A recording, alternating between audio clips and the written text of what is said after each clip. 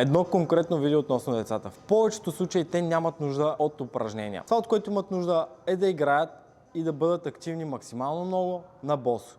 Та няма как да ги пуснете на площадката с боси крака, може и да има пък, не знам, но има решение. Това са босите обувки. Може да му вземете боси обувки, които са достатъчно ниски, имат тънка подметка, широки са и са гъвкави. Буквално са като гъла, може да така да ги стиснете. Това ще позволи на ходилата на вашето дете да бъдат стимулирани, да изградят качества и функции, да заздравят мускулите.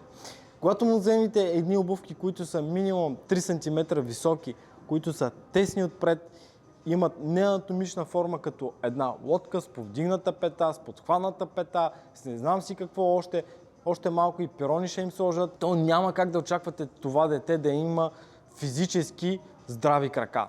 Няма как. Да, може да изглежда страхотно, да изглежда много красиво, но това е като да си сложите импланти за коремните мускули. Изглежда страхотно, но не вършат никаква работа. Коремните мускули, както и ходилата, не са просто за красота. Те имат своите функции, за да бъдем здрави.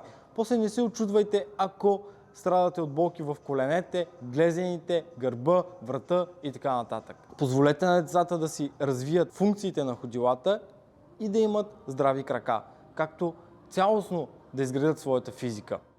И нещо важно, но не на последно място, което много искам да кажа, и това е, макар че не е по темата, но моля те, не казвай на своето дете да не бяга, да не скача, да не се катери, да не лази, защото било мръсно, не знам си какво, не знам си що. Щяло да се удари и така нататък. Това децата го правят несъзнателно. То е инстинкт, с който те изграждат своята физика, мускулите, изграждат своите цялостната си костно-мускулна функция изграждат по този начин. Когато то падне, когато се изправи, когато се покатери, когато хвърлят дори. Затова, моля те, замисли се следващия път, когато му казваш не дей.